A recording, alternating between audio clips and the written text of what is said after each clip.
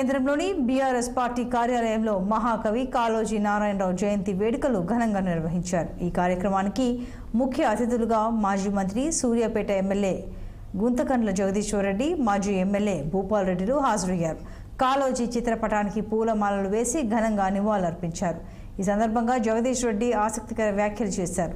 High court తీర్పును ఆయన స్వాగతించారు. BRS బీఫామ్పై గెలిచి పార్టీ మారిన ద్రోహులకు చెంపపెట్టులా హైకోర్టు తీర్పు వచ్చిందని, ప్రజాస్వామ్యంపై నమ్మకం పెరిగేలా తీర్పు ఉందని అన్నారు. ప్రజా కోర్టులో కూడా ద్రోహులకు కాంగ్రెస్ పార్టీకి ప్రజలు బుద్ధి చెప్పేందుకు సిద్ధంగా ఉన్నారని అన్నారు. ఇక హైడ్రా పేరుతో రేవంత్ హైదరాబాద్ బ్రాండ్ ఇమేజ్ను దెబ్బతీస్తున్నాడని, హైదరాబాద్ అంటేనే భయపడేలా చేశాడని, చట్ట ప్రకారం కాకుండా అడ్డగోలుగా బుల్డోజర్లతో రాజకీయాలు చేస్తున్నారని విమర్శించారు.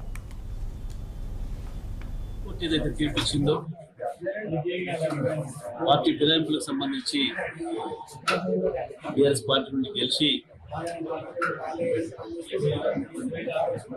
పార్టీ ఫిరాయించి కాంగ్రెస్ వచ్చి వెళ్ళిన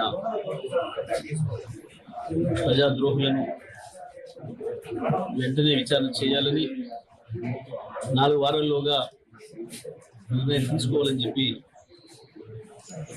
స్పీకర్ గారికి ఇచ్చిన ఆదేశాన్ని మేము స్వాగతిస్తా ఉన్నాం. తప్పకుండా న్యాయస్థానాలపైన విశ్వాసం ఉంది. రాజ్యాంగాన్ని పార్టీలు ప్రభుత్వాలు ఉల్లంఘించిన న్యాయస్థానాలు నిలబెడితే తప్పకుండా అన్న విశ్వాసం ప్రజల్లో పెరిగింది. ఎట్టి పరిస్థితుల్లో కూడా